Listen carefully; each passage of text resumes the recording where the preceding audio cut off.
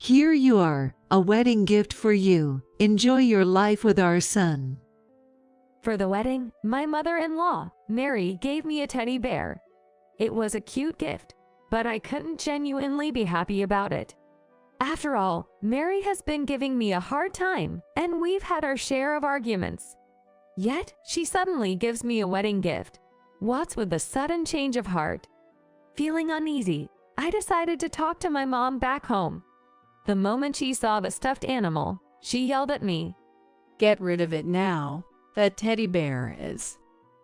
Upon learning the truth, I found myself rushing to the police station. My name is Sarah, I'm 28. I work from home. I've been married to Tom for a year. We don't have kids yet, but our marriage is happy. I met Tom at the gym we both go to. He helped me when I was struggling with a machine. Are you okay? This machine can be tricky, but it works like this. Oh, thank you so much. It suddenly stopped, and I was really in a bind. We hit it off and started dating a few weeks later. On my birthday, a year after we started dating, he proposed. Being married to Tom has been wonderful, but I've had my concerns. It's my relationship with Mary that hasn't been going well. When we visited Tom's family home to introduce ourselves, I was shocked to see his home. It was a mansion surrounded by a large estate. Apparently, Tom's father is quite wealthy. Tom himself is a down-to-earth guy, and he's not a big spender, so I didn't realize his family was rich. My dad always says not to depend too much on money. You never know what will happen, so he advises earning and saving as much as possible on your own. That's why I don't like to waste money. Tom explained with a wry smile. When I finally met my in-laws, I think Mary had been against me from the start. While John, my father-in-law, was welcoming, Mary seemed to glare at me with a bad mood throughout. During the meal, John kept talking to me, but Mary was silent the whole time. After some conversation, Mary suddenly sighed. Of all people, you brought home a remote worker, just using work as an excuse to play on the computer at home, right? That's not respectable. Tom, it's not too late to call off the wedding. I was shocked when she suddenly said that. Despite working hard, being labeled as not respectable hurt. John and Tom quickly defended me, saying, "Don't say such rude things, and Sarah's working hard." Yet, even after being reprimanded, Mary continued to grumble. Why should I be scolded? I'm just thinking about what's best for Tom. Besides, she's plain and not impressive at all. I've always said I wanted Emily to marry into the family. Emily is Mary's niece and Tom's cousin. She's a typical American beauty with blonde hair and a serious personality, making her Mary's favorite. She's been pushing Emily as a bride for Tom since he was young. However, it seems neither Tom nor Emily had any interest in each other. Tom appears to have no romantic feelings for Emily, feeling more indifferent about it. We've known each other since we were kids. We're close, but it's more like siblings. I can't suddenly develop romantic feelings now. Plus, Emily has a handsome boyfriend, so I'm not even in her league. In romance novels, childhood friend love stories are common, but maybe that's just not how reality works. Since Mary's mood didn't improve, we decided to leave. On our way home, Tom apologized to me several times. I'm really sorry about my mom. She's been holding a grudge about Emily and took it out on you. I'll have a talk with my dad about it later. Seeing Mary's behavior made me wonder if continuing with the marriage was the right decision. But I still wanted to marry Tom, and I'm not one to back down easily. I secretly decided to prove Mary wrong after we got married. After we got married, we moved into a guest house on John's property, following his suggestion. A guest house is a place where travelers or tourists stay temporarily. As you get older, it's easy to lose touch with friends. We've been keeping it clean, but it hasn't been used in years. It would be great if you guys could live here. The guest house was immaculately clean and spacious, much more comfortable than a typical house, though it hadn't been used for years. After discussing with Tom, I decided to take up his father's generous offer. However, this led to a troublesome issue. Mary, living on the same property, began to visit frequently without any reason. She would come over and announce, criticizing things like the house isn't clean enough or your cooking is bad. She also complained about my remote work, saying, real work is done outside, you're just slacking off. If Emily had been the daughter-in-law, none of this would have happened. She's good at household chores and perfect in every way. I really wonder what Tom sees in you. There were plenty of better options. I received such snide remarks when Tom wasn't around. Initially, I tried to argue back, but Mary kept twisting my words, constantly complaining. Gradually, I realized that dealing with her was just causing me stress. Since then, no matter what she said, I would just apologize dismissively and let her words go in one ear and out the other. She was clearly frustrated by this attitude. I hoped this would make her back off, but it didn't. Realizing I wouldn't respond to her complaints and nagging, Mary resorted to direct harassment. She would deliberately hide community newsletters from me and not pass on messages from neighbors. Because of this, I missed community work and was reprimanded for not attending events. One day, while I was folding laundry, she intentionally messed it up or touched it with dirty hands, staining it. She rummaged through my fridge, took food and treats without asking. If I ordered something online, she would open it without permission, inspecting the clothes or accessories and berating me for being extravagant. With actual harm starting to occur, I was utterly fed up. Realizing that this couldn't be ignored, I decided to confront Mary directly. Please stop this nonsense, Mary. Even if you resent me because of Emily, isn't this a bit too much? Why do you persistently harass me like this? I confronted her, arms crossed, standing firmly.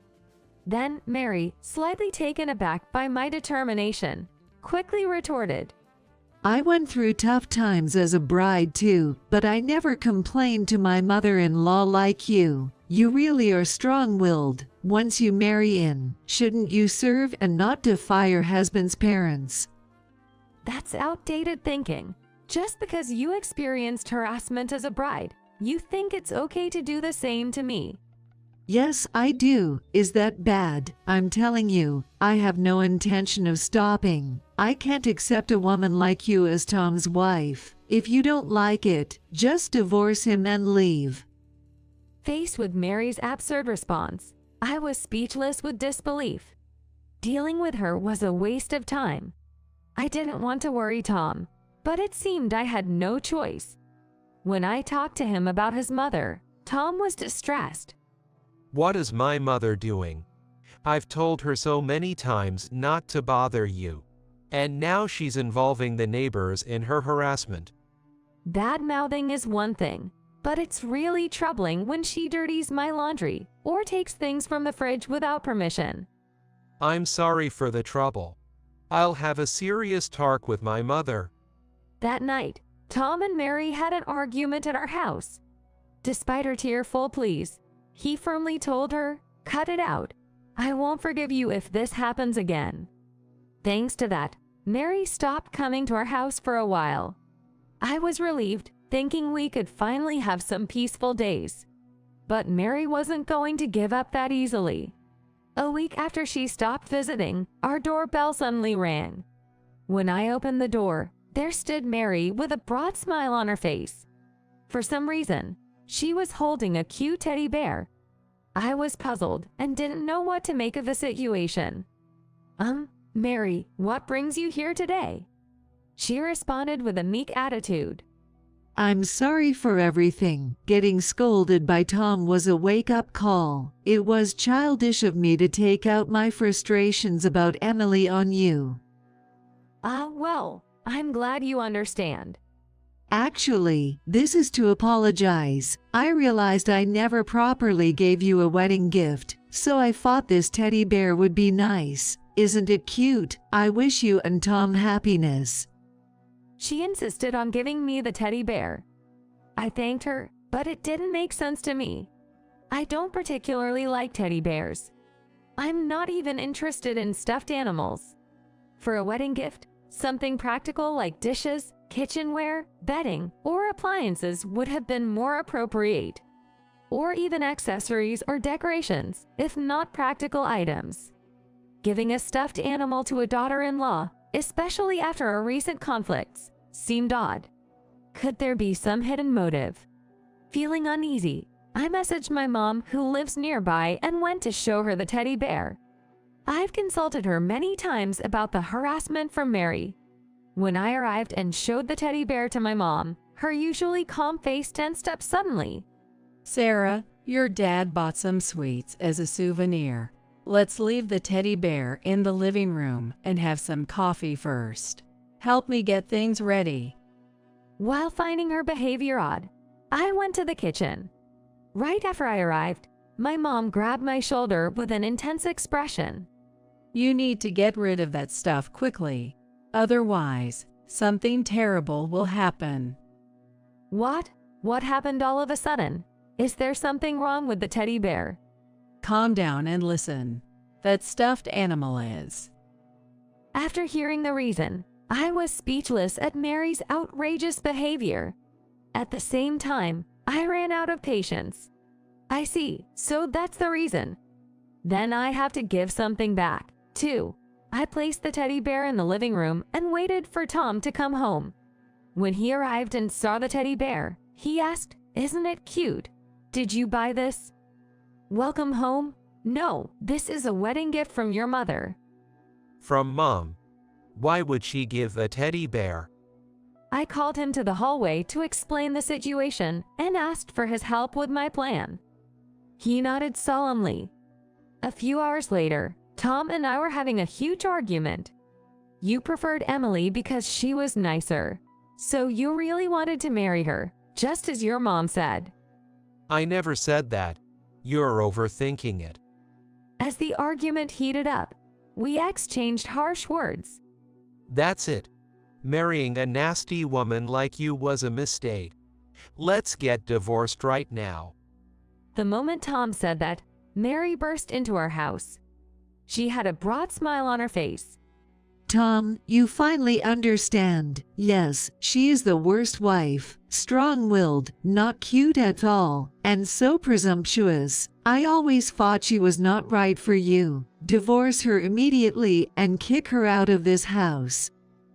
After gleefully saying this, Mary began to look puzzled. Of course, she would be, since Dom and I, who were supposedly fighting fiercely just moments ago, were now looking at her with cold eyes. I then slowly said to her, "You noticed we were fighting, didn't you? Quite the timing to enter our home." It was just a hunch. I just felt it. She quickly defended, but her eyes were darting around. It was clear she was lying. I confronted her with the truth. "Don't lie, tell the truth. You rigged a teddy bear with a surveillance camera and a bug, didn't you?" Hearing this, Mary froze. The surveillance camera and a bug things was something my mom noticed and told me about when I went back home. She realized it because she saw a similar crime reported on the news. A creeper had given a woman a stuffed animal with a camera and wiretap hidden inside to spy on her life.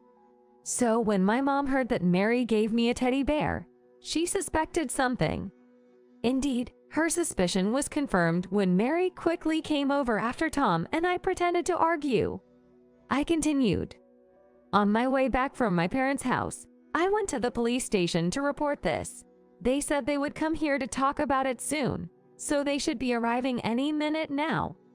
Upon hearing this, Mary started to panic. That's ridiculous. Don't joke about this. Calling the police over such a thing is an overreaction. Call them back and cancel it right now. Such a thing? Planting cameras and listening devices in someone's home is a serious crime. It's your fault. You were so insolent that I thought I should find something to hold over you. My judgment was right, setting me up with such a despicable method. You are an outrageous woman. She tried to shift the blame and lashing out in anger. Finally, Tom lost his temper with her. Cut it out. I've never felt so ashamed to be your son, Mom. I thought you regretted mistreating Sarah, but then you go and do this. Please don't be angry, Tom. I was doing it for you. For me, so committing a crime is okay. I shouldn't have gone easy on you just because you're my mother. I'm going to report this to Dad, and I'm cutting ties with you. Don't ever come near Sarah and me again. At Tom's words, his mother screamed. Trying to apologize through tears, Tom stopped her. You're apologizing to the wrong person. She then turned to me in panic. Sarah, I'm sorry. I thought I was losing Tom to you and did something stupid. I truly regret it. I won't go against you again. Please forgive me. Despite her desperate apologies, it was too late for me. After all the trouble she caused, including sending that creepy teddy bear, there was no way I could forgive her. I will never forgive you. I tried to reach out to you many times, and you ruined it. How could I forgive being given such a disgusting gift? I really regret it. Sorry only works for little kids. As an adult, you need to handle your own responsibilities. She continued to wail, but neither Tom nor I felt any sympathy. Later, the police arrived at our house, and she received a stern warning. Weeks later, she was divorced by John and kicked out of the house. Apparently, John had been harboring frustrations due to her frivolous spending of his money. Adding her harassment of me and the teddy bear incident, he lost all love for her. Now she lives in a small, old apartment, struggling through a miserable life with multiple part-time jobs. I hope she takes this chance to reflect on her actions. As for me, I live a peaceful life surrounded by the kind Tom and John. In a few months, we are expecting our long-awaited baby.